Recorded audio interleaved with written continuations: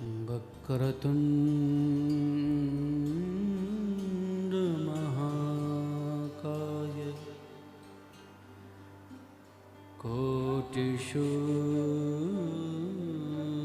कोटिसूर्यसमप्रभ निर्विघ्नं कुरु मे देव सर्वकार्येषु सर्वदा या कुन्देन्दु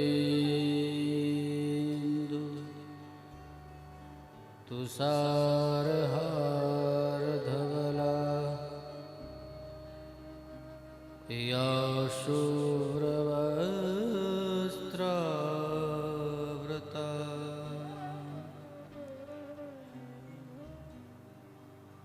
या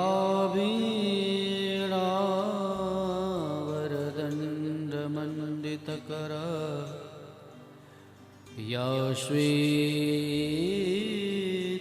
श्वेतपद्मासना या ब्रह्माच्युतशङ्करा प्रभृतिभिः देवैः सदा वन्दिता सा मां पातु सरस्वती भगवती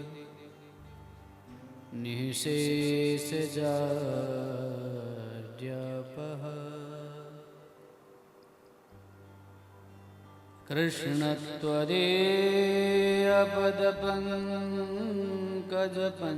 कृष्णत्वदेयपदपङ्कजपञ्जरान्ते अद्यैव मे विशतु मानसराजहंसः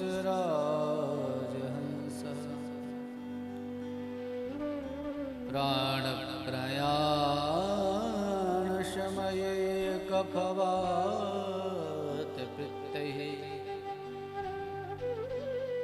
कण्ठावरोधनविधौ विस्मरणं कुतस्ते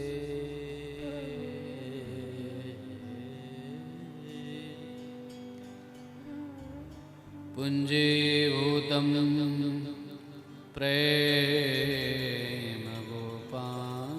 प्रेमगोपाङ्गनानां मूर्तिभूतं भाग्यधेयं यदूनाम् एकीभूतं गुप्तवित्तं श्रुतेना शामीभूतं ब्रह्म मे सन्निधत्ताम् मधुरमधुरमेतन्मङ्गलं मङ्गलानां सकलमिदमवल्ली सत्फलं चित्स्वरूपम् शक्रदपिपरिगीतं हेलयालीलया वा रघुवरनरमात्रं तारयेत् कृष्णनाम शङ्करं शङ्कराचार्यं केशवं बादरायणं सूत्रभाष्यकृतौ वन्दे भगवन्तौ पुनः पुनः।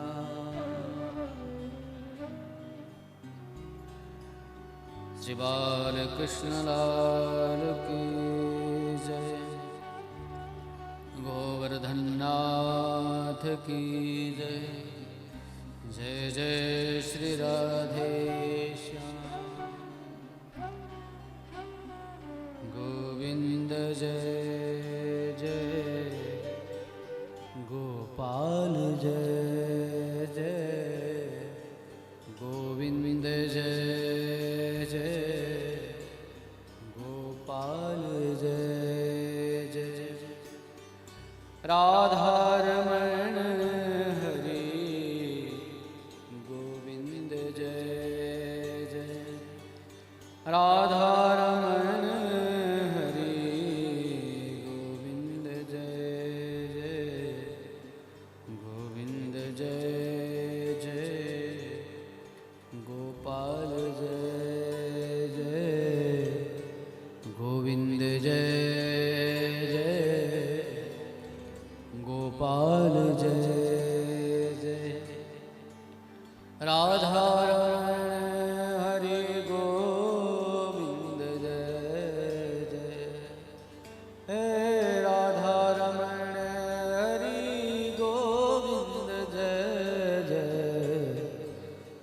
गोविंद जय जय गोपाल जय जय गोविंद जय जय गोपाल जय जय।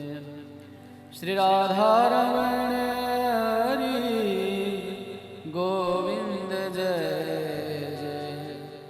श्री राधा रमण हरि गोविंद जय जय। राधा रमण हरि गोविंद जय जय गोविंद जय जय गोपाल जय जय गोविंद जय जय गोपाल जय जय।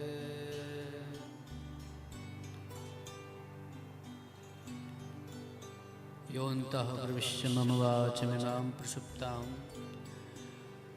सञ्जीवयत् किल शक्तिधरासु धाम्ना अन्याश्च हस्तचरणश्रवणत्वगादीन् प्राणान्नमो भगवते पुरुषाय तुभ्यम्। अखिल सौंदर्यसार सर्वस्व भक्तजन प्राणधन श्री राधारमण प्रभु के तरुण अरुण चरण कमलों का चिंतन करते हुए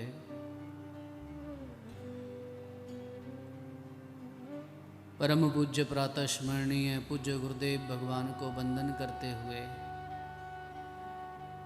YouTube चैनल के माध्यम से सत्संग का श्रवण करने वाले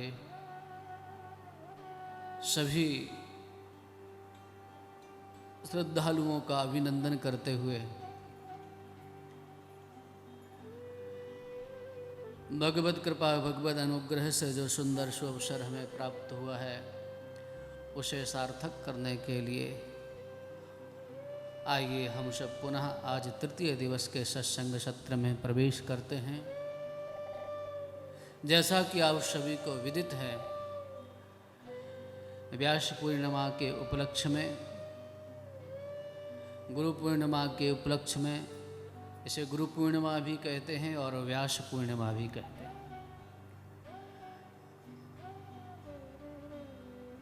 व्यास पूर्णिमा भगवान वेदव्यास के प्रति कृतज्ञता ज्ञापन करने का दिन है। जितने भी गुरुजन हैं उन सभी गुरुजनों का प्रतिनिधित्व करते हैं भगवान वेदव्यास। क्यों? जितने भी हमारे पुराण हैं, 17 पुराण और 18वां श्रीमद् भागवत पुराण, इन सब के रचयिता महामुनि वेदव्यास हैं। और संतों के स्तुतिजनों के श्रीमुख से श्रवण करने का यह सौभाग्य प्राप्त हुआ है। वो संत जन कहते हैं व्यासोच्छिष्टम जगत सर्वम। जगत में जो कुछ भी है, आप किसी में कला कौशल देखते हैं, जो शास्त्रीय ज्ञान देखते हैं, वो सब व्यासोच्छिष्टम है। वो सब व्यास जी महाराज की कृपा प्रसाद से ही प्राप्त हुआ है। कोई भले यह बात कहता रहे कि ये तो मैंने खोजा है, ये मेरी अपनी खोज है, ये मैंने बनाया है, ये दृष्टांत मेरा है। कल पूज्य महाराज श्री के किसी ग्रंथ का मुक्ति स्कंद का अध्ययन कर रहा था, तो महाराज श्री ने कहा कि आजकल लोग क्या करते हैं, थोड़ा सा इधर का दृष्टांत इधर कर दिया, उधर का इधर कर दिया, और बाद में कहते हैं कि ये मैंने किया।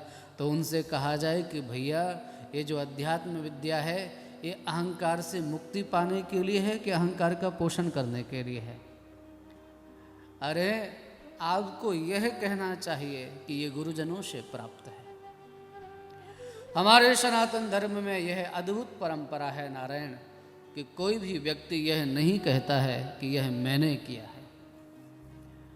कोई भी व्यक्ति इस बात को नहीं कहता कि यह मेरा है। सब लोग क्या कहते हैं, यह मैंने अपने गुरुजनों से प्राप्त किया है। इदम मदीयो भावा, यह मेरा भाव है, यह मैंने किया है, ऐसी बात नहीं कहते हैं। क्या कहते हैं? यह मेरे गुरुजी ने मुझसे ऐसा कहा है, यह मेरे गुरुदेव का भाव है। तो अपने भाव को नहीं कहते हैं, अपने गुरुदेव के भाव को कहते हैं कि मेरे गुरुदेव ने मुझसे ये कहा, मेरे गुरुदेव से मैंने ये श्रवण किया है।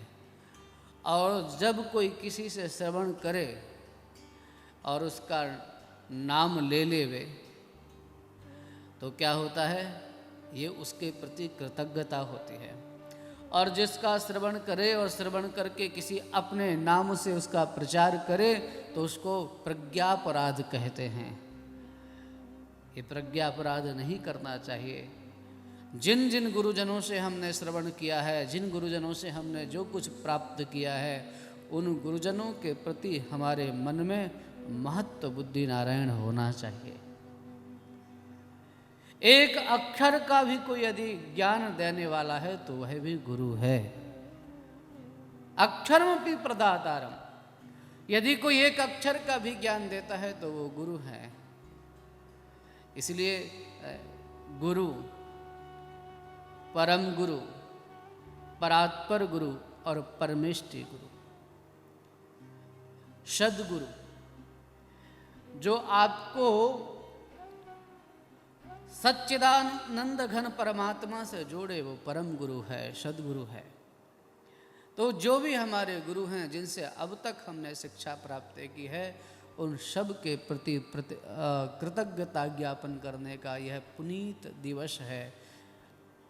और एक बात कह दूं आप सभी से, कृतज्ञ व्यक्ति की कहीं गति नहीं है। एक कृतज्ञ होता है, एक कृतज्ञ होता है। कृतज्ञ कौन है? जो किए हुए को माने। और कृतज्ञ कौन है? उसके साथ कितना भी अच्छा करो, उसके साथ कितनी भी भलाई करो, पर वो महामंदमती अपना भला करने वाले का भी बुरा करता है, उसका यश नहीं मानता है। ये नहीं कहता है कि आपके द्वारा हमारा ये कार्य हुआ है, उसको भी भूल जाता है। तो जो व्यक्ति किए को भूल जाता है वो कृतज्ञ है, और जो जिसके साथ उपकार किया जाए उसको याद रखे, उसका नाम कृतज्ञ है। गुरुजनों ने कृपा करके, करुणा करके जो हमको उपदेश दिया है, गुरुजनों ने अनुग्रह करके, कृपा और करुणा करके जो हमें उपदेश दिया है, जो दिव्य उपदेश दिया है, उस उपदेश को श्रवण करने के बाद गुरुजनों के प्रति, सत्पुरुषों के प्रति हमारे मन में कृतज्ञता होना चाहिए कि यह गुरुजनों की कृपा से हमें प्राप्त हुआ है। हमारे यहाँ तो ऐसे गुरु भक्तों की नारायण कथा आती है। एक महाराष्ट्र की परम भक्ता हुई है जिसका नाम सहजोबाई है। सहजोबाई ऐसी भगवान की परम भक्ता थी, लेकिन एक बार सहजोबाई से किसी ने प्रश्न कर दिया कि सहजो, तू सच बता, राम में और गुरु में से किसी एक का वर्ण करना हो तो तू किसे वर्ण करेगी?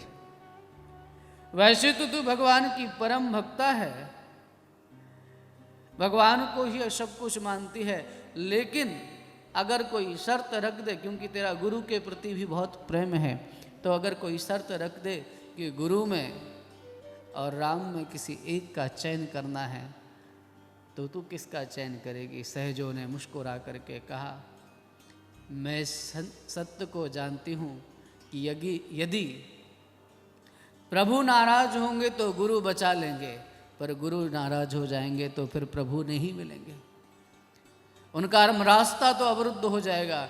इसीलिए इस तत्व को समझ करके सहजोबाई कहती है, राम तजू पर गुरु ना विसारो, गुरु के सम हरि को न निहारू, राम तजू पर गुरु न विचारू। अगर दोनों में से एक के वर्ण की बात है तो मैं तो अपने गुरुदेव का ही वर्ण करूंगी, क्योंकि गुरुदेव की कृपा से मैं जानती हूँ राम रूठे नहीं रह सकते हैं।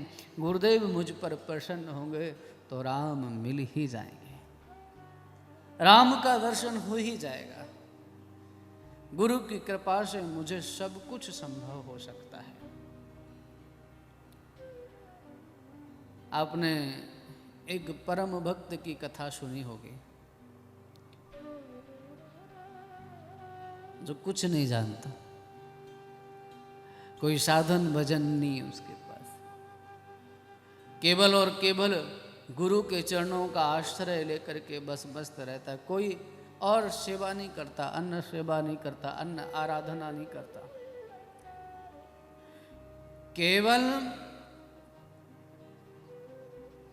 केवल और केवल अपने गुरुदेव के बताए हुए मार्ग पर चलता।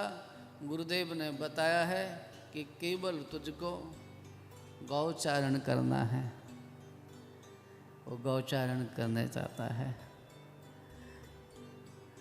नाम था भोलू और ब्रज के लोग कहने लगे उसको भोंदू। ब्रज के लोग नाम बदलने में तो माहिर हैं। आपका नाम कुछ हो, जब ठाकुर को नहीं छोड़ा, नाम रखा उनका कृष्ण तो कहने लगे उसको कलुआ, नाम रखा बलराम तो कहने लगे उनको बलुआ।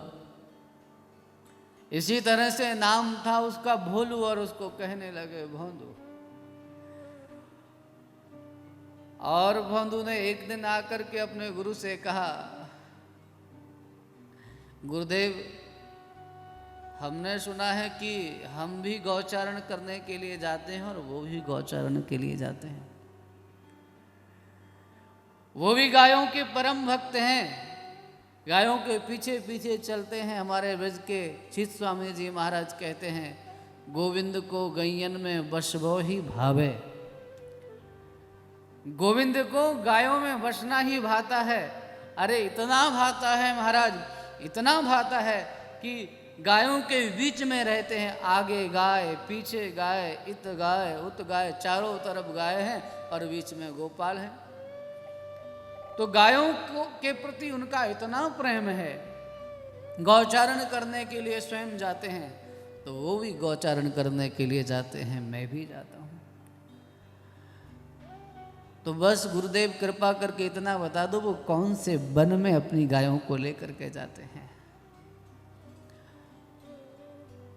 मैं भी अपनी गायों को उसी वन में लेकर के जाऊंगा, और जब तक गायें प्रेम से चरेंगी, हमारे पास जो अवकाश रहेगा, उस अवकाश के समय में मैं लाला के साथ मिलकर के कबड्डी खेलूंगा, कभी लाला के साथ मिलकर के गेंद खेलूंगा, कभी उनके साथ मिलकर के कंदुक कीड़ा करूंगा, कभी उनके साथ हम अपनी पोटली खोल करके और उसमें से भोजन प्रसाद हम भी करेंगे और उनको भी पवाएंगे।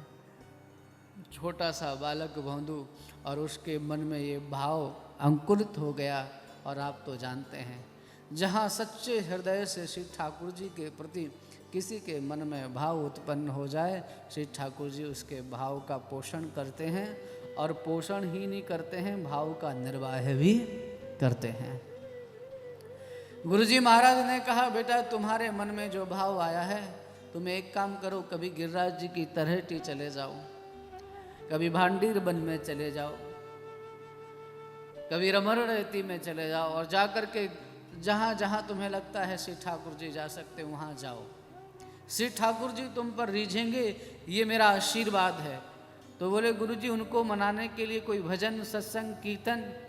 बोले तेरे लिए ये इतना ही कीर्तन है, तू गौचारण करते हुए इतना ही भाव अपने मन में रख, किसी ठाकुर जी के साथ मुझे खेलना है, बस तेरा केवल एकमात्र इतना भाव किसी ठाकुर जी के साथ तुझे क्रीड़ा करनी है। यह क्रीड़ा करने का जो भाव है, यह श्री ठाकुर जी के साथ लीला करने का जो भाव है लीला पुरुषोत्तम के साथ, उनके साथ तेरा जो सख्य भाव तेरे हृदय में जन्म लिया है, इस सख्य भाव को और जल सींच। बोले कौन से जल से सींचे? बोले साधारण पौधे गंगा के जल से, यमुना के जल से सींचे जाएं तो हरे भरे हो जाते हैं बेटा, पर ये भाव का जो पौधा है ये तो असुन के जल से सींचा जाता है।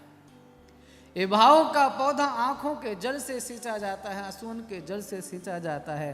आँखों के आंसुओं से उस भाव को का पोषण कर और नित्य निरंतर श्री ठाकुर से यही आराधना कर, लाला मैं तेरा सखा हूँ और तू मेरा सखा बन करके मेरे भाव का पोषण कर।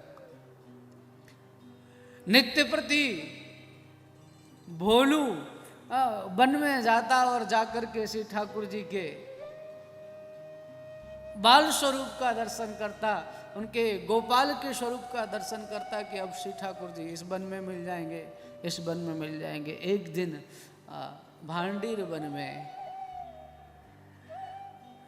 भोलू ने अपनी गायों को छोड़ दिया। उसकी गायें हरी हरी घास चर रही हैं। अचानक से उसको गायों के रवाने की आवाज़ आने लगी। जोर जोर से गायें रमा रही हैं, दौड़ती हुई पानी पीने के लिए गायें आई। उन गायों के मध्य में गोपाल जी साक्षात भोलू के भाव का पोषण करने के लिए चले आ रहे हैं। अब भोलू की दृष्टि में ये तो है नहीं कि श्री ठाकुर जी हैं कि वो भगवान हैं, उनकी दृष्टि में तो, उसकी दृष्टि में तो ये है कि ये मेरा सखा है। तो सख्य भाव से दौड़ करके और जाकर के श्री ठाकुर जी को अपने भुज पास में आबद्ध कर लिया। और बहुत दिनों से कपड़ों की बनाई हुई गेंद थी। हाँ, पहले के जो बच्चे कीड़ा करते थे सबको गेंद थोड़ी मिलती थी। फटे पुराने जो कपड़े होते थे, उन फटे पुराने कपड़ों को ऐसे बांध लिया, चारों तरफ से उसको किसी भी तरह से ठीक कर दिया और फिर उसकी गेंद बना लेते थे, उसी गेंद से खेलते थे। भोलू ने एक सुंदर गेंद बनाई हुई थी, उसके साथ श्री ठाकुर जी नित्य प्रति क्रीड़ा करने लगे। कभी इस वन में कभी उस वन में नित्य निरंतर श्री ठाकुर जी की लीला चलने लगी भोलू के साथ। ये जो भोलू है ना, आगे चल कर के ये बहुत बड़े कवि भी हुए हैं, जिनकी एक कविता है, राम जप राम जप बाबरे, अवसर न चूक भौंदू पायो भलो दाबरे। ये सुना होगा, अवसर न चौक भौंदू। तो ये जो भोलू है वही भौंदू है। भौंदू लोग उसको कहते हैं किसी काम का नहीं है, बड़ा। अब वैसे कोई कहते तो भोला है, अब वो सीधा नहीं कह पाते कि भौंदू है, तो कह देते हैं भौंदू है। एक सज्जन ने हमको एक आमुख पटल फेसबुक पर एक वाक्य लिख करके भेजा कि महाराज ये कथाएं आप जो सुनाते हैं, कथाओं से किसी का कल्याण हो सकता है क्या? और कथाओं में क्या परिश्रम लगता है? ये कथाओं के माध्यम से तो दूसरों के धन पर जीवन निर्भर हो जाता है। तो मैंने कहा कि भैया किसने कहा दूसरों के धन पर जीवन निर्भर हो जाता है? कथा के माध्यम से व्यक्ति अपने प्राणों का दान करता है। जो लोग ये कहते हैं कि कथा कहने वालों को, सत्संग करने वालों को कोई श्रम नहीं लगता है, उनके लिए मेरा ये जवाब है, भैया 3 तरह से श्रम होता है, मन के स्तर पर, बुद्धि के स्तर पर और देह के स्तर पर। एक तगाड़ी डालने वाला लेबर, बेलदार जो काम करता है, आपको वही श्रम दिखाई देता है। और उसको श्रम में कितने पैसे मिलते हैं? 500, 600, 700, 1000 रुपये।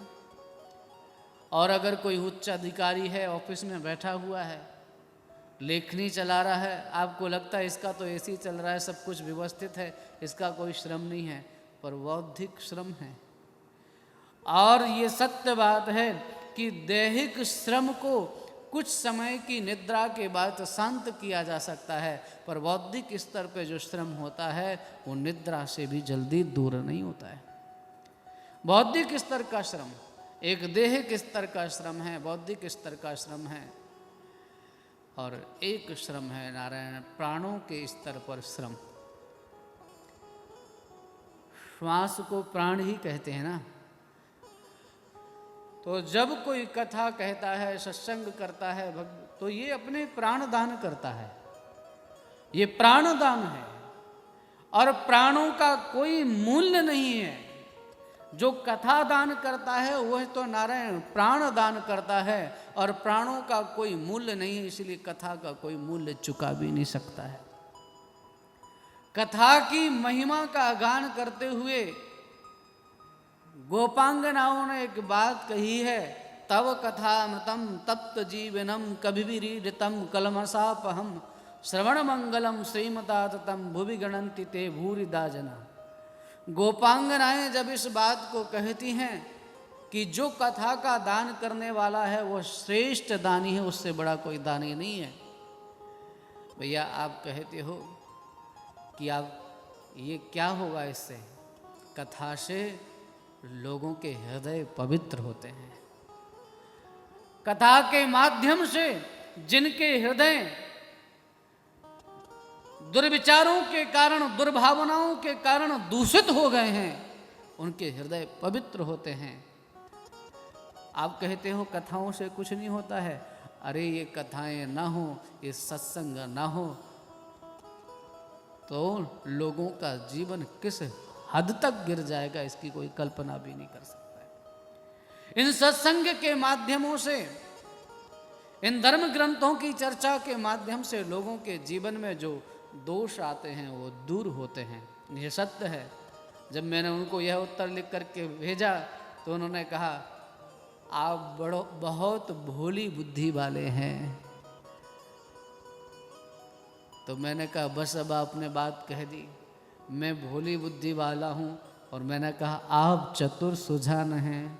जो चतुर सुजान है उनका ये मार्ग नहीं है, ये तो भोली बुद्धि वालों का ही रास्ता है। कथाओं और सत्संग से कैसे कल्याण होगा, ये मैंने कहा तुम्हारे जैसे चतुरों को नहीं मिलने वाला, चतुराई करने वालों को समझ में नहीं आने वाला है। क्यों? बाबा गोस्वामी तुलसीदास जी महाराज रामचरितमानस में कहते हैं, मन क्रम बचन जनित चतुराई, मन क्रम बचन जनित चतुराई, भजत कृपा करिहि रघुराई। मन क्रम बचन जनित चतुराई, जो अपनी चतुराई को छोड़ करके उनकी शरण में जाएगा उसका कल्याण होगा। तो भैया यहाँ चतुरों का काम नहीं है, यहाँ चतुर लोगों की चालाकी चलने वाली नहीं है। यहाँ तो जो भोली बुद्धि वाला, जिसको लोग भोलू कहते हैं, भोंदू कहते हैं, तो लोगों की दृष्टि में वो भोंदू है, पर भाव की प्रगाढ़ता के कारण उसको श्री ठाकुर जी ने अपना सखा मान लिया है। रोज श्री ठाकुर जी के साथ खेलता है। एक दिन गुरुदेव ने कहा आज तू सांझ के समय गायों को लाने में तूने बड़ा विलंब कर दिया है, कहाँ रहा? तो भोलू ने कहा कहाँ रहा? गुरुदेव आपने ही तो कहा था कि वन में जाना, ठाकुर जी मिलेंगे। अब सांझ से पहले वो नहीं जाते तो मैं कैसे आ जाऊं? गुरुदेव ने कहा था कि सोचा था कि इसके मन को खाली सांत्वना मिल जाएगी। बोले कौन आता है तुम्हारे पास? तो वो मेरे सखा आते हैं ना, गोपाल लाला आता है, हम दोनों मिल कर के खेलते हैं। गुरुजी ने कहा चलो हम थोड़ा सा दर्शन करके आए, तुम किसके साथ खेलते हो? अब भोंदू तो वहाँ वृक्ष के नीचे अकेला बैठा है और अकेला बैठ कर के वहाँ लीला कर रहा है। इधर से गेंद फेंकता है, फिर उधर से फेंक रहा है। गुरुजी महाराज को कुछ नहीं दिख रहा है, उनको कुछ नहीं दिखाई देता है। तो गुरुजी को लगा कि शायद ये लड़का पागल ही हो गया है, इसको कुछ अब सुनाई समझ नहीं आ रहा है। इसको गायों की परवाह नहीं है, केवल वृक्ष के नीचे बैठ कर के इधर से उधर गेंद फेंकता है। गुरुजी ने फिर भौंदू से आकर के कहा,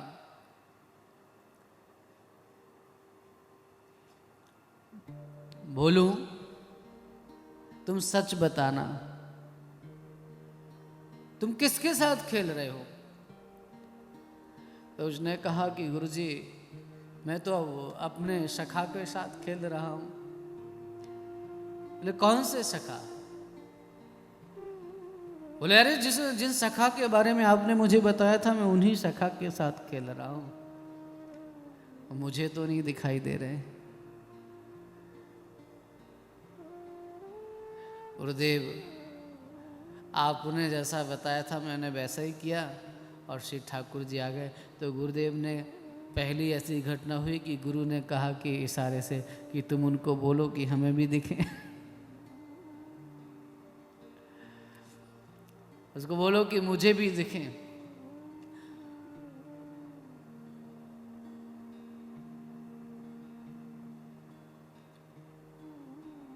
भोलू ने कहा कि हमारे गुरुदेव को भी दर्शन दे दो, वो भी आपका दर्शन करना चाहते हैं। तो श्री ठाकुर जी ने कहा अपने गुरुदेव से कह दो कि तुम्हारे अंदर वो शक भाव नहीं जो भोलू के अंदर है, मैं इसी को दिखाई दूंगा।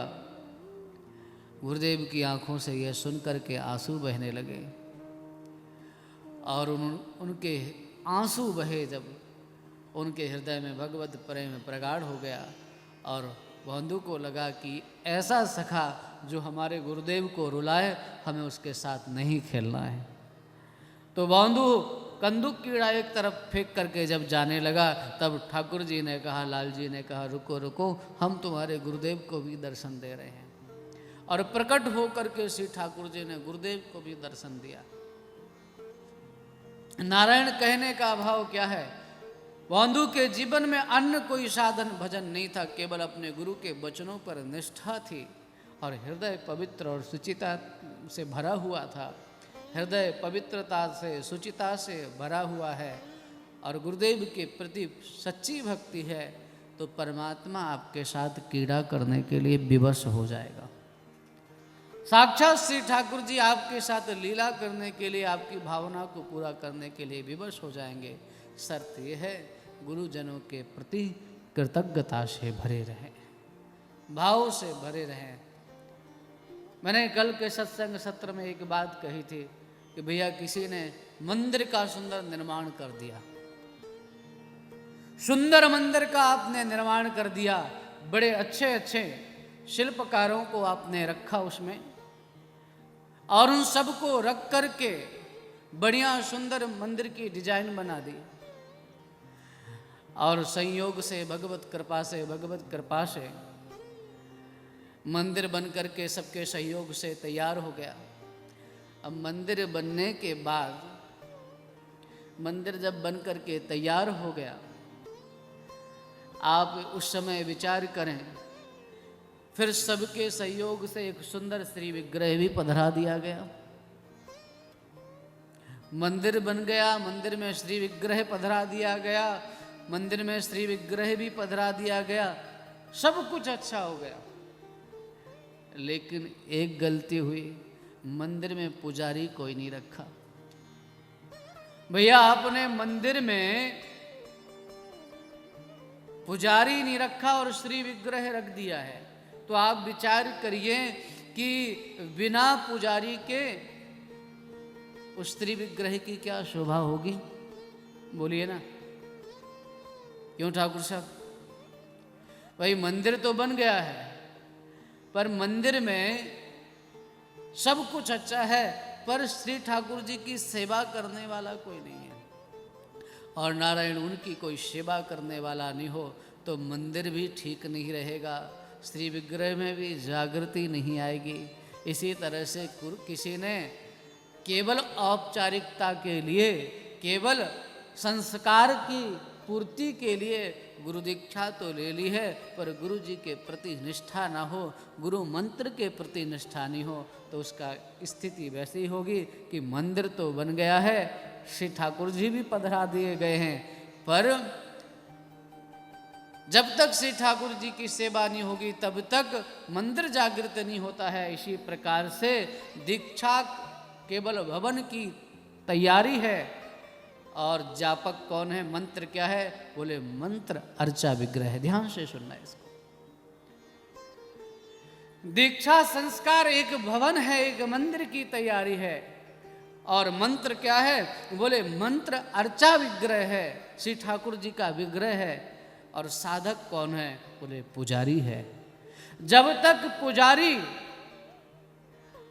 अर्चा विग्रह मान करके मंत्र की आराधना नहीं करेगा, मंत्र की उपासना नहीं करेगा, तब तक उसको अपनी साधना में सफलता नहीं मिलेगी। निष्ठा पूर्वक यदि कोई गुरु मंत्र का जाप ना करे तो फिर गुरु दीक्षा का अर्थ क्या रह जाएगा? निष्ठा पूर्वक मंत्र का जाप। और मंत्र का जाप भी कैसे करना चाहिए नारायण, इसका शास्त्रों में बहुत सुंदर विधान है। आप जिस मंत्र की दीक्षा आपको मिली है उस मंत्र का जाप कैसे करना चाहिए ये भी सीखना चाहिए गुरुजनों से। कैसे करना है? यद जपस्य तदर्थ भावनम। हम जिसका जप कर रहे हैं उस जप के अनुसार हमारी भावना बनती जाए।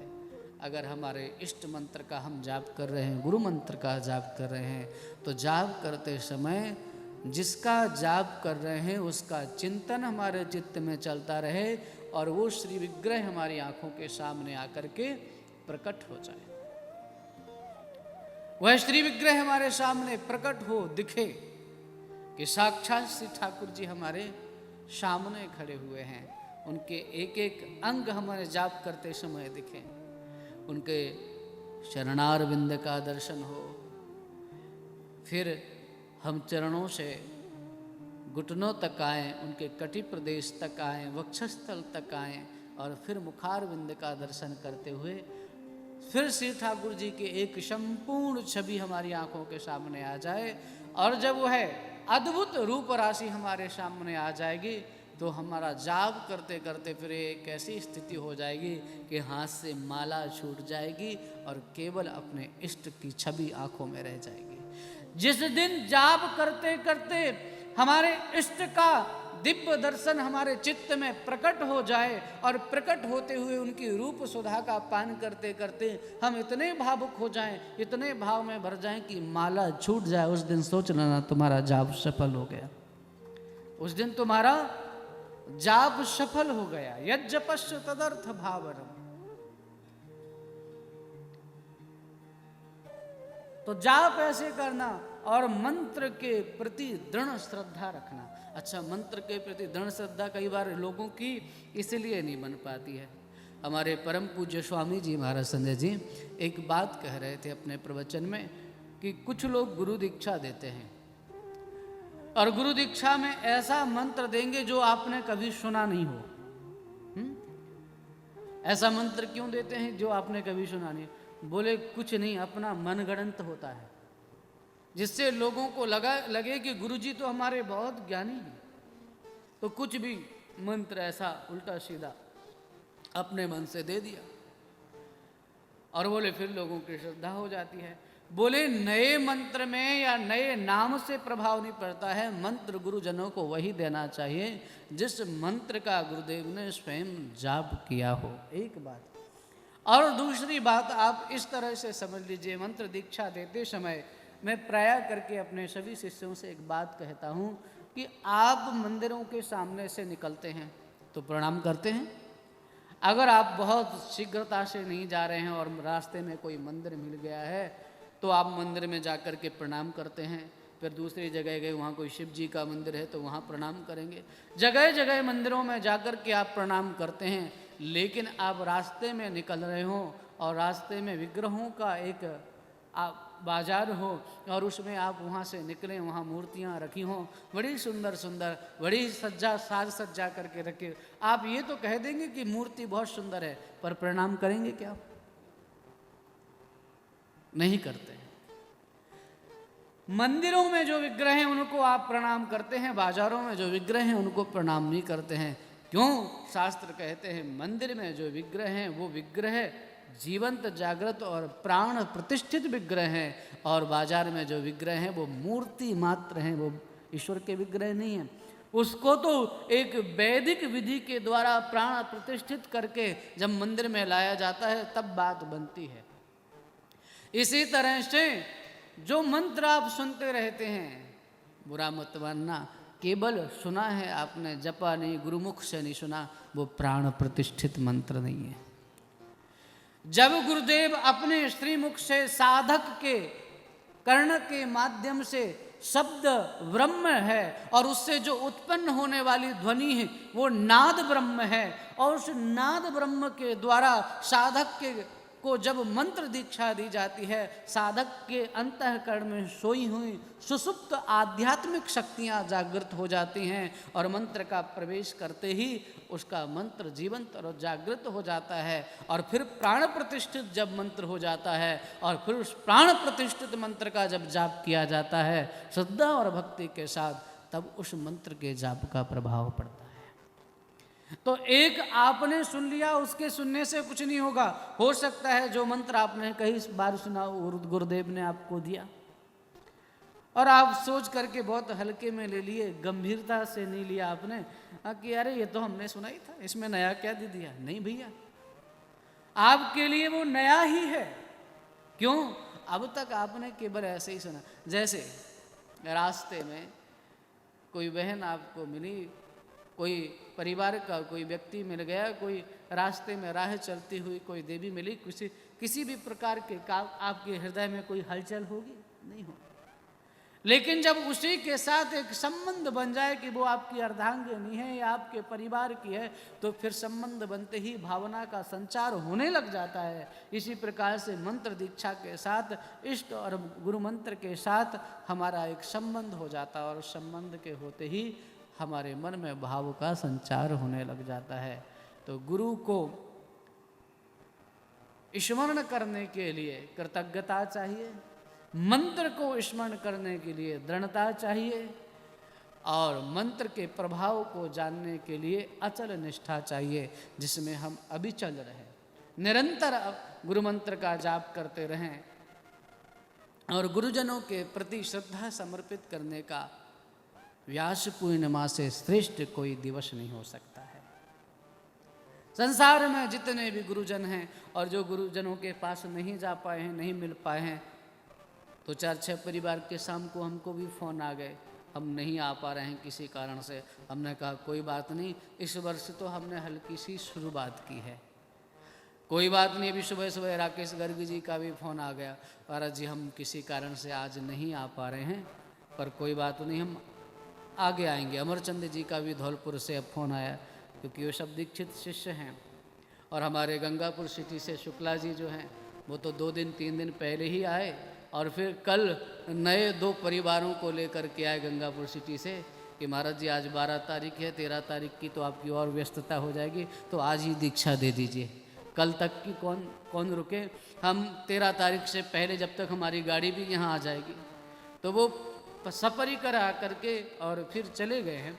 तो हमने ऐसा सोच लिया है कि अब इंदिरा जी तो हमारी यहाँ से 10 तारीख से ही आप यहाँ पर हैं, तो पहले हमने सोचा था 10, 11, 12, 13 तारीख को जो कार्यक्रम होगा तो उसमें आप रहेंगे। पर श्री ठाकुर जी की ऐसी लीला हुई कि 10, 11 और 12 को करने वाले थे, और हमने सोचा था 11, 12, 13 को इसका प्रसारण हो जाएगा, पर संयोग से श्री ठाकुर जी ने कहा नहीं, जो लिख गया वही होगा। तो 11, 12, 13 से ही हुआ, और आप लोगों ने खूब उसको आनंद के साथ श्रवण किया। अब सबकी ऐसी इच्छा है कि अगले वर्ष हम लोग यहीं पर या अन्यत्र कहीं श्री ठाकुर जी के लीला स्थली में यमुना जी के आसपास बैठ करके गुरु पूर्णिमा को थोड़ा सा विस्तार रूप से उत्सव के रूप से हम इसका आनंद लेंगे, इसको मनाएंगे बड़े भाव और प्रेम के साथ। तो इस उत्सव का आनंद लेंगे हम लोग, रस लेंगे, गुरु पूर्णिमा को और विस्तार से मनाएंगे। और जो महानुभाव नहीं आ पाए और जिन्होंने कुछ अपनी सेवा श्रद्धा सुमन समर्पित की है, उनके विषय में भी हम कुछ कहना चाहते हैं। आपको पता ही है, कल मैंने व्यासपीठ से निवेदन किया था कि हमारे समन्वय सनातन संस्थान से हृदय से जुड़ी हुई समर्पित आदरणीय मासी जी की जो बहन हैं पद्मा राठी जी, आज उनका जन्मदिन है और उन्होंने अपने जन्मदिन के उपलक्ष्य में समन्वय सनातन संस्थान के लिए अपनी सहयोग राशि समर्पित की है। भोपाल से श्यामा देवी जी, उनकी पुण्य स्मृति में इस सत्संग के लिए कुछ राशि समर्पित की गई है और अन्य अन्य महानुभावों ने। मैं राशि इसलिए नहीं बोध कर रहा हूँ कि कई बार मुझे किसी ने कहा महाराज जी जो 50, 55, 21, 51 करता है उनको तो प्रसन्नता होती, पर जो बहुत कम करता है उसको संकोच होता है, इसलिए आप राशि घोषित न करें। मैंने कहा मैं तुम्हारी बात से सहमत हूँ। तो केवल इतना कहना उचित है कि जिन जिन महानुभावों ने सेवा राशि समर्पित की है, संस्थान में की है, उनकी सेवा राशि स्वीकार है। और हमारे प्रिय राजेंद्र बंसल जी ने कल ही समन्वय सनातन संस्थान में शिक्षा ले रहे बच्चों के लिए एक संकल्प लिया कि जिन जिन बच्चों के पास बैग नहीं है उनको बैग की सेवा कर दी जाएगी। वो बच्चे बैग लेकर के आएंगे। श्रीमान महेंद्र अग्रवाल जी के द्वारा बच्चों की ड्रेस तैयार करा दी गई है। तुषार रंजन जी के प्रति क्या कहें मार्गदर्शन में उन्होंने जिस तरह से डिजाइन कराया, जो भी कराया, तो हो गई है वो ड्रेस। आज बच्चों को ड्रेस पहनने के लिए बोल भी दिया है, तो संभवतः सभी बच्चे आ भी चुके होंगे। वही उत्पात मचा रहे हैं, बार बार घंटी बजा करके। गुरुजी, कोई कह रहा है गुरुजी मेरी ड्रेस छोटी है, कोई कह रहा है मेरी बड़ी है। अब ये तो नया सिर दर्द है, नंबर से दे दिया है तो थोड़ा सा सेट जालंग से थोड़ी बड़ी हो रही है। हमारे वृंदावन ब्रजभाषा है। और जो कच्छू घुटनों से ऊपर आए रहो प्रेम से बोलिए श्री राधे।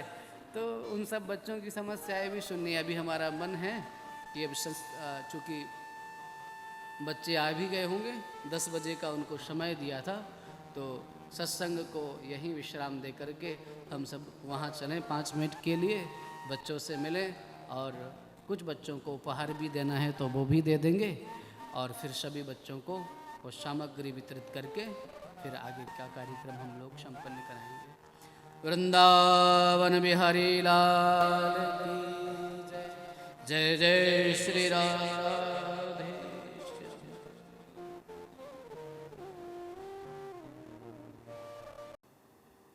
सुनाओ, कौन सी पोएम याद है आपको?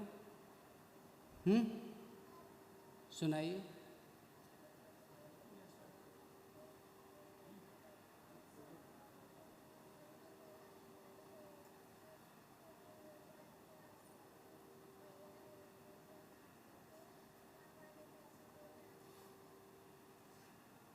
पापा ने पैसे दिए तो नाच रहे थे, बैठो।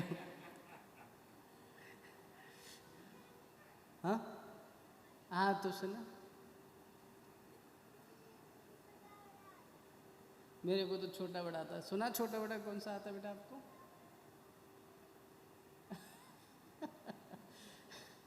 और किसको पोएम याद है? चलो खड़े हो जाओ बेटा आप, जोर से सुनाना थोड़ा, है ना।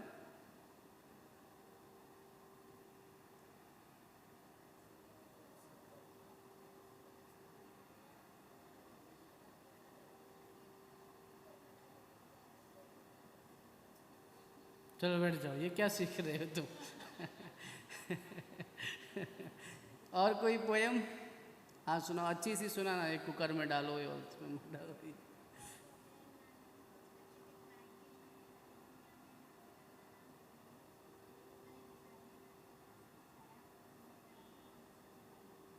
चलो बैठ जाओ।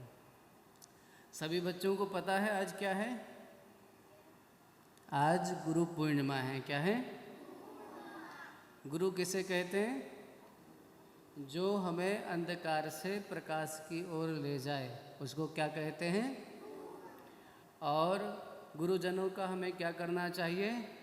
सम्मान करना चाहिए, उनका आदर करना चाहिए। हमारा पहला गुरु कौन है? हमारे पहले गुरु का नाम क्या है? बोलिए ना। हाँ, हमारे प्रथम गुरु हमारे माता पिता हैं, क्योंकि सबसे पहले जीवन की जब हम यात्रा आरंभ करते हैं तो सबसे पहले बोलना, चलना, उठना, बैठना हमको कौन सिखाता है? हमारे माता पिता ही हमें सब कुछ सिखाते हैं। इसलिए सबसे पहले हमारे गुरु कौन हुए? और हमें अपने माता पिता का प्रतिदिन क्या करना चाहिए? तो कौन कौन ऐसे बच्चे हैं जो रोज़ उठ करके अपने मम्मी पापा के पैर छूते हैं? सब छूते हैं, सभी लोग, सब बच्चे छूते हैं। अच्छा इसमें बताओ झूठ कितने बच्चे बोल रहे हैं? अच्छा ये लोग झूठ बोल रहे हैं। तो जो बच्चे छूते हैं अच्छी बात है, और जो नहीं छूते हैं उन सभी बच्चों को चाहिए कि वो घर जा कर के आज से ही ये नियम ले लेंगे कि प्रतिदिन अपने माता पिता का सम्मान करेंगे, उनके चरणों का वंदन करेंगे, और मम्मी पापा जो कुछ जिससे कहते हैं उनकी आज्ञा का पालन करेंगे। अच्छा, और रोज़ गायत्री मंत्र का जाप करेंगे। क्या करेंगे?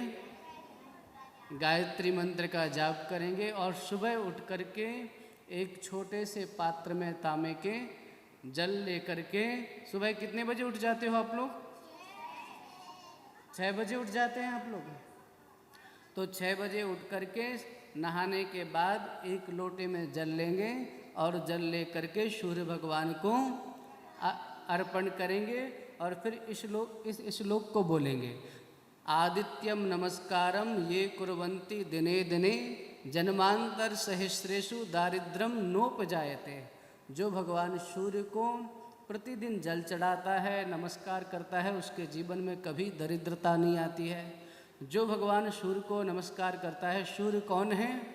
बुद्धि के देवता हैं। कौन है बेटा? सूर्य बुद्धि के देवता हैं। जब हम उनको प्रणाम करते हैं, उनको नमस्कार करते हैं, तो हमारी बुद्धि की वृद्धि होती है, हमारी बुद्धि बढ़ती है ना। तो अगर आप चाहते हो कि आपकी बुद्धि का विकास हो तो प्रतिदिन सूर्य प्रणाम करें, सूर्य नमस्कार करें। ये सब चीज़ें करने से हमारी बुद्धि का विकास होता है, और हम बहुत जल्दी एक अच्छे विद्यार्थी बन जाते हैं। और आगे चल कर के जब आप बड़ी कक्षाओं में जाएंगे, और फिर उन बड़ी कक्षाओं को पार करके आप जॉब करने के लिए जाएंगे, तब क्या याद रखेंगे आप? बोलिए कि अगर गुरुजनों ने हमें जो बताया है, हमने उसका पूर्ण रूप से पालन किया है, तो उसके पालन का ये प्रतिफल है कि हमारे जीवन में समृद्धि आई है। देखो आगे चल कर के आप लोगों को एक काम और करना होगा। अभी समन्वय सनातन संस्थान के द्वारा आप सभी को निःशुल्क पढ़ाया जा रहा है। किसी से कोई पैसे लिए जाते हैं?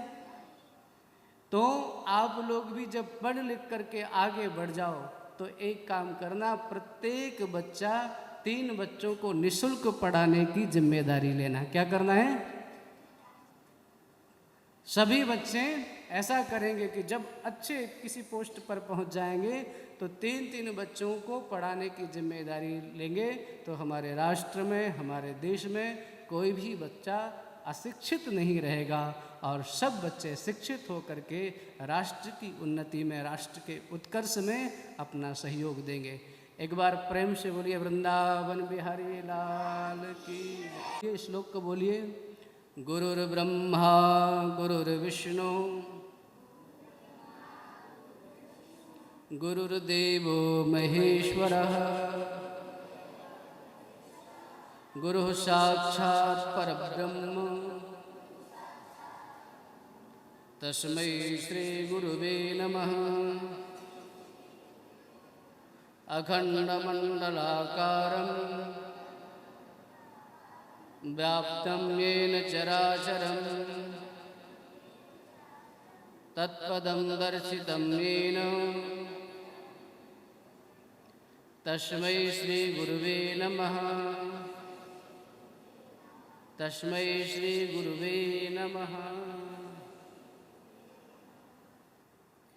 आप लोगों को प्रार्थना आती है कोई? कौन सी प्रार्थना? सुनाओ बेटा।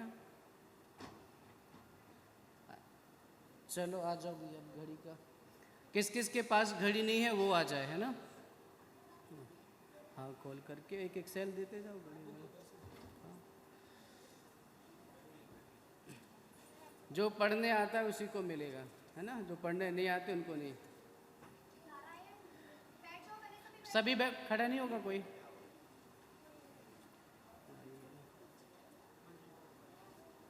हाँ, आप खड़े रहिए, है ना। जी जी, हाँ हाँ ठीक है, आप बता देना जो भी। आप यहाँ खड़े हो जाइए इनके तुषार के साथ, तो आप एक एक करके बुलाइए।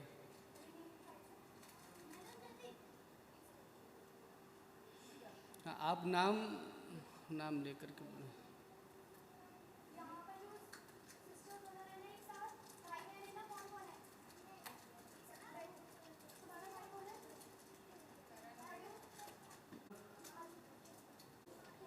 ये ठीक है, लाओ सेल दे दिए, सेल ठीक है। हाँ ठीक है, निकाल करके देंगे तो अच्छा रहेगा। चलो ठीक है। तो सर कुछ फ़ोटोज़ ले लेना इसको। आपके साथ और कौन है, आपकी बहन भाई? छोड़ दिया, ठीक है।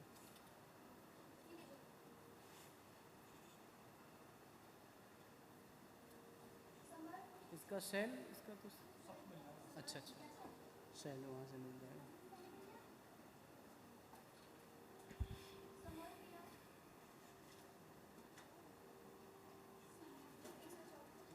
आप दोनों जन हो ना, ये हाथ लगा लो।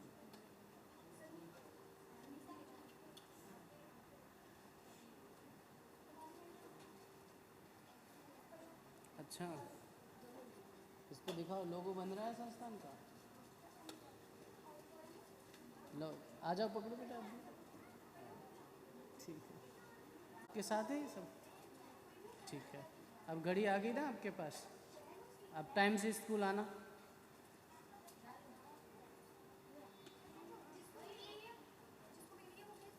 हाँ उनको चलो ठीक है, जाओ।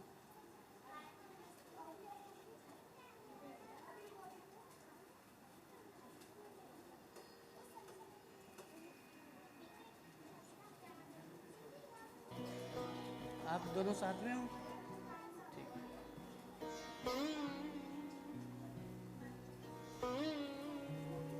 आप पढ़ने आते हो क्यों?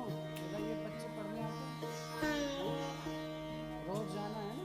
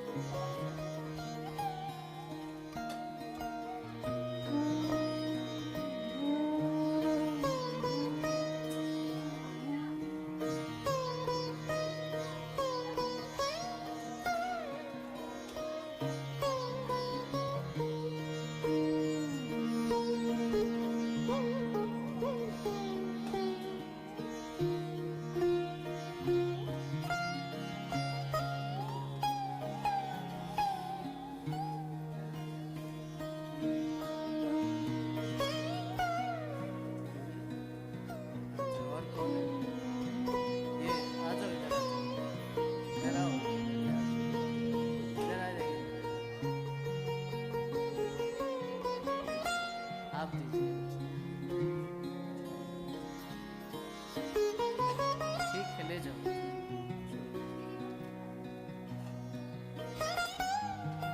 आप भी आ जाइए।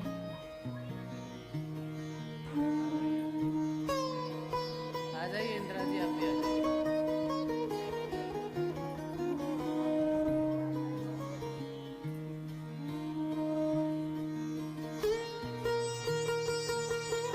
इधर उधर उधर बेटा।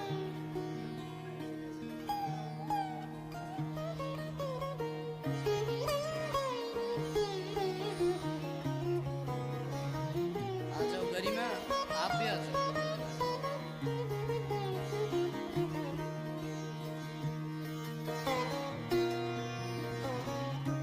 ले लो, छोड़ दीजिए।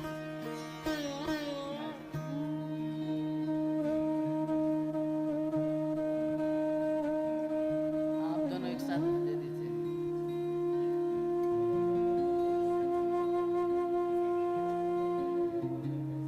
आ जाओ। आप नीरज जी, आप भी आ जाइए।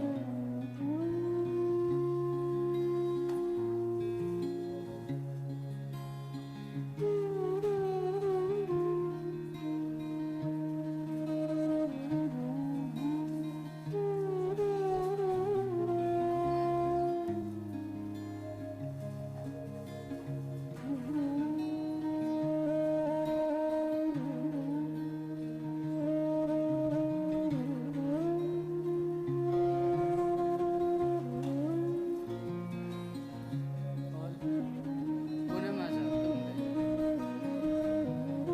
ये लो बेटा, आ जाओ आप।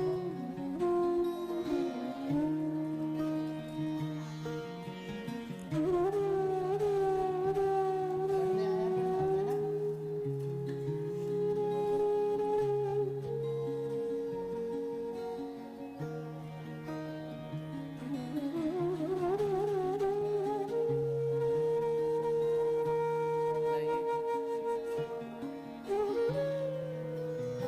ऐसे दे दो।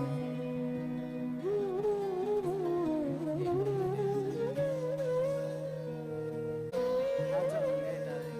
आ जाओ बच्चों, तुम्हारे लिए भी एक लेंगे। आप एक लेंगे, टीचर को संस्थान की मिले।